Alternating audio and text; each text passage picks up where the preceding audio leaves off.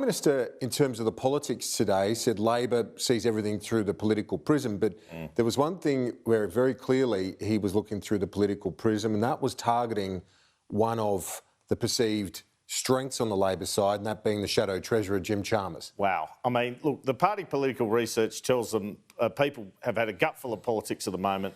They love this national cabinet thing. They love the unity, and the government thinks they've got a bit on Anthony Albanese there, that he's out whinging and criticising. And so you hear Morrison hammer home that message. But on Jim Chalmers, there was a Weekend Australian magazine piece on this 42-year-old shadow treasurer.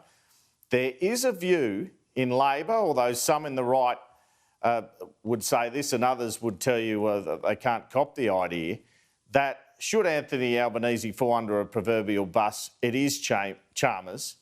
He is a Queenslander, and Queensland's such an important state to win votes back. And more importantly, both sides of politics say he has the best cut-through in his media performance. Not surprising, perhaps, given his background as a press secretary initially to Wayne Swan, then his chief of staff. So he knows media, but there's a feeling he does media, he cuts through better than Anthony Albanese. Anyway, here's Scott Morrison effectively framing him, because they have a strategy, the government, if Jim Chalmers were to become leader, and that's to paint him as Mr Inexperienced. In this case, saying Mr Immature. Scott Morrison, have a listen. The Prime Minister won't reveal the results of his JobKeeper review until the end of July, despite receiving the review in June. Can the Prime Minister confirm he will delay the release of his plan to leave even more Australians behind until after the Eden Monaro by-election? The Prime Minister has the call. Thank you, Mr Speaker. The member for Rankin, in phrasing that question in that way, has demonstrated, I think, a great deal of immaturity. Mr Speaker, these are not things that can be done, Mr Speaker, in a rushed or ill-considered manner. Member now, for Mr. Rankin Speaker, will cease the review interjecting. is being undertaken in June. The review will make recommendations, I would imagine, to the government, as it would be its purpose. Now, I understand the Labor Party can only see things through a political prism, Mr Speaker, but the government is focused on the economic well-being of the country at a time of great crisis. Now, that may be inconvenient for the political motives of the opposition, Mr Speaker, but that is not something that is going to factor into the government's judgment. The Prime Minister there, and by targeting Jim Chalmers as well, it's not only a direct challenge to him and trying to niggle Jim Chalmers, it's also trying to niggle the broader Labor Party and any sensitivities within it about maybe perceptions that he's getting ahead of himself. Absolutely. And trying to niggle Anthony Albanese, because it's saying, we know he's a threat. We know he's your threat. So not a bad tactic there from the PM. And Jim Chalmers, quite frankly, he didn't look too happy with the answer. He should take it as a compliment, because you only get targeted like that if you are indeed perceived as a threat. And he made a point, Scott Morrison, of saying, you've never served on Expenditure Review Committee, you've never served in a cabinet. What would you know, young son? But, you know, Peter Costello became Treasurer of this nation. He'd never served in a cabinet before, so it does happen. But that message, he's never served in a cabinet, that's what they'll tell you around here behind the scenes, the government, about Jim Chalmers. That's their attack line for him, Kieran. Well, a minister just sent me a message saying poor old Jim never had a portfolio in government. So this is... but he was chief of staff to a treasurer, wasn't he? Exactly, through a GFC. So that would give you some element of experience, one would hope. 100%. But I don't think there's any doubt that he is kind of too green at the moment. Albanese just has to improve his performance. I think Albanese's a safe pair of hands. So it's a question, when you've got a winnable election, do you go for the safe pair of hands or do you roll the dice? Because it would be a big roll of the dice for a 42-year-old.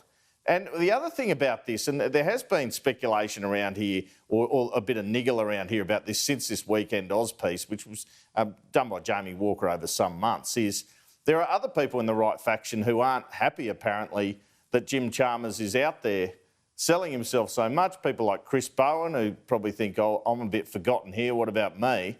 So there's opportunity there for the government to really exploit this division, and we'll have Anthony Albanese on the show later, so that'll be an interesting interview, Kieran. I'm looking forward to that. He'll be joining us at just after 4 o'clock Canberra time, and when the Prime Minister said that Mr Chalmers or Dr Chalmers was immature, maybe there were some on the Labor side saying, hear.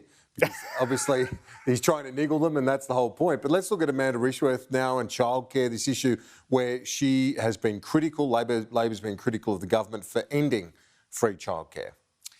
Yes, essentially this is a bit of a winner for Labor, you'd think, and as are a lot of the measures come off. There's no win in the government for any of the measures coming off, such as JobKeeper. If Labor can't make hay with a bit of this, but the government is mounting the argument, we are the responsible economic managers. We are about trying to keep employment going and jobs going, but also not saddling generations to come with too much debt. And Labor's just about too much debt and welfare. Childcare is the first kind of experiment or target in terms of this, in terms of pulling the rug out there. Having said that, there's a big subsidy that's gone on too. It's just not the same as JobKeeper. And Scott Morrison's argument was very much there that, the sector asked for this. Have a listen.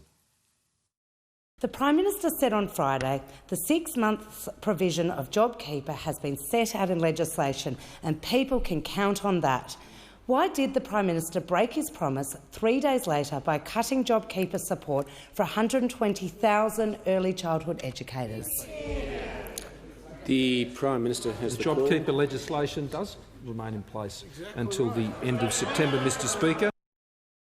We'll discuss that issue more with Anthony Albanese a bit later. The other big issue of the week, of course, has been Indigenous Disadvantage off the back of those protests at the weekend. Another one in Perth this coming weekend, and it featured during question time as well with Labor frontbencher Linda Burney.